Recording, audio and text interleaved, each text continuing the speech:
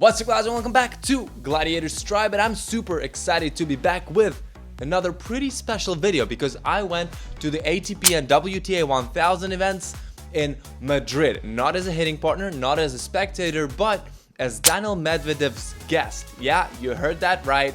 And yes, this actually happened quite some time ago, and I'm just posting it now, so sorry for that. But yeah, I did post some stuff on Instagram, so you know, I guess that's an excuse. And if you want to be updated and know everything that's going on to Gladiatorstribe, definitely follow us on Instagram. But for now, without further ado, let's get into it. All right, Glaads, we're getting very close to the tournament. I can already see the main stadium, the magic box, and yeah, it's looking very empty actually. Doesn't seem like there's a 1000 ATP and WTA tournament going on here, but yeah, like, you know, that's usually not how things are, but then again, the matches haven't started yet, so exciting. So first things first, this is the main entrance to the tournament. There's usually huge lines here, but now that Nadal is not in the game anymore, everything is a little bit more chill. From here you can also see the practice courts over there. Can we see anyone cool? Oh, Manarino, did you see what he did there? And then, yeah, there's this beautiful water. All right, Glaads, we're inside. Here's the main entrance, and yeah, turns out that with my accreditation, I can not just enter the normal casual, areas, but I can also enter the players' lounge, the main stadium, and a lot of other places. So yeah, check this out. And guess who I'm seeing on the practice courts? I don't know if you can see anything at all. Nah, you can't. But Daniil is training over there. Not me as a hitting partner. I know what you're thinking, guys. But it is what it is. By the way, I didn't go to Madrid alone, and actually some of the really cool footage that you're going to be seeing throughout the video wasn't filmed by me. My wonderful friends over at Bolsche have spent 2 entire weeks at the tournament filming and editing and putting out a lot of really cool stuff throughout the 2 weeks, including some really awesome interviews with the pros. I got given the parking attendant job. Андрюш, привет. Привет. Ну как ты? Thank you so much. Thank you. To go out with friends, having dinner in restaurants, whatever. I do it. Мы хорошо общаемся, нормально.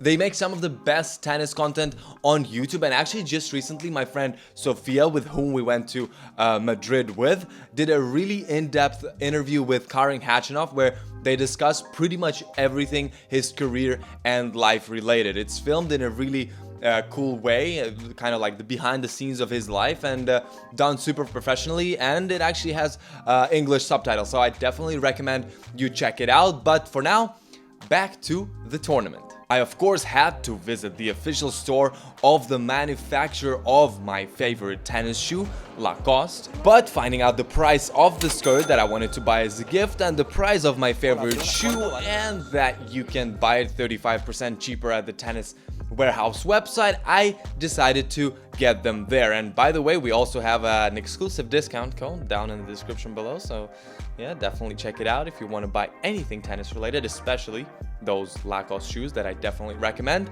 But yeah, after visiting Lacoste, we went scouting around the tournament for some cool shops and activities. By the way, message to Mutua Madrid Open, you guys really gotta work on your merch because it's just way too simple. Anyways, let's move on. Like at any other pro tournament, there were a lot of overpriced bars and cafes where the Spaniards were having some cervezas and cafés con leche, some cool Mercedes concept cars, as well as the typical serve measuring stand, which is an absolute scam because according to that, I served like 160 kilometers an hour, which is impossible. 260 would be more likely. Some of the highlights were the Twitch broadcasting stand, which was massive, very professional and cool. So yeah, Twitch isn't just a platform where gamers stream their gameplays for like 8 hours in a row. It's also a sporting platform broadcasting thing.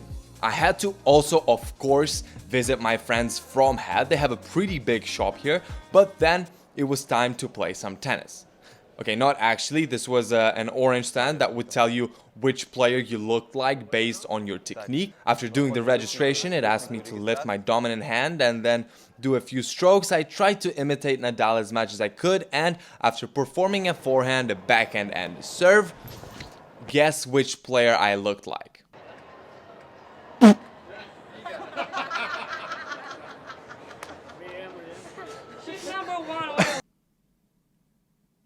Yeah. Right, Glaads, we entered a little bit deeper into the site, and here we have courts number 3 and 2. And what's interesting about this particular tournament is that not just the central court has a roof in case of a rain or whatever. The third and second court also can be closed in case there's a rain. So there's no rain delays, which are super annoying. So yeah, that's kind of nice. Not every tournament has that, so. We met some Glaads at the tournament who came there to specifically support one player. Have a wild guess of which player that is, but they don't really give that many hints. No, because I entered here with Daniel Medvedev's accreditation, so I'm like, I can't be holding this, That's very nice. It was time to check out the practice courts and look for some pros. I entered one of the courts to take some pics for the gram. By the way, in case you don't know, apart from the official Gladiators Tribe Instagram, I also have my personal page, so feel free to follow that as well if you're interested. We then went scouting for some pros and in fact found a few. Here's Daniel and Karen training next to each other. We also spotted my friend Sebastian Korda. I know he watches our videos, so what's up, man? I hope you're doing well. And then we also spotted myself doing some rallies. Then it was time to have a quick chat with some more Glaads who have recognized me at the event, and it's always great to meet you guys at these tournaments. Loads of love, like always. To the moon and back. Glaads, if you're enjoying this video so far, feel absolutely free to subscribe and hit the bell to not miss any of the future uploads. And also, if you're liking it, why not, give it a like, because that helps the YouTube algorithm understand that it's a pretty good video and it pushes it into the recommendations for more people that are potentially going to be interested in watching it. And yeah, let's see if we can make it to 700 likes. I think that's a doable goal, isn't it?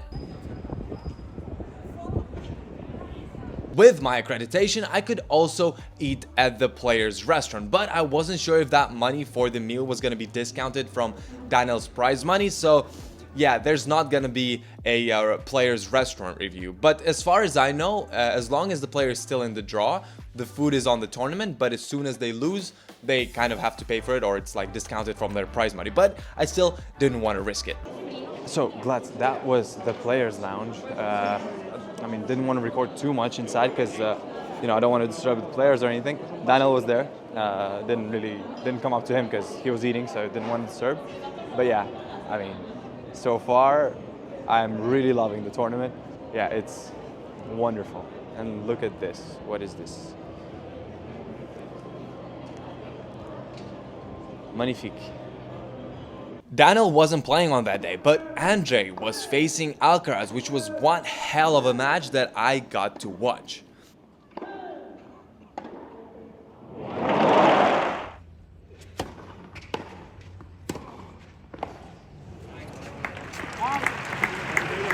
Something that I noticed about Rublev is just how quickly he recovers after the serve and is ready for the next shot. And his overall footwork is just sweet.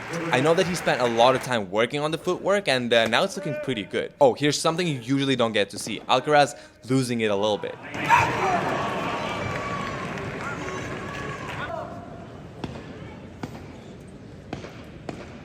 And yeah, for those who don't know, Rublev took that match, upsetting a lot of Spanish people and Carlitos himself, but definitely making the day for us.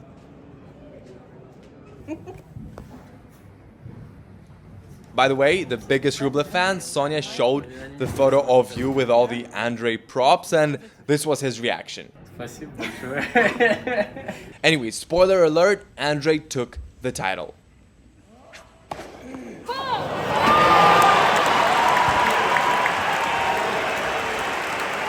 So yes, Andre's match was one hell of a show, but that was just a bonus because I came there to watch Daniel. However, it was a huge upset as Daniel had to retire due to an injury that seemed to be following him from the beginning of the year.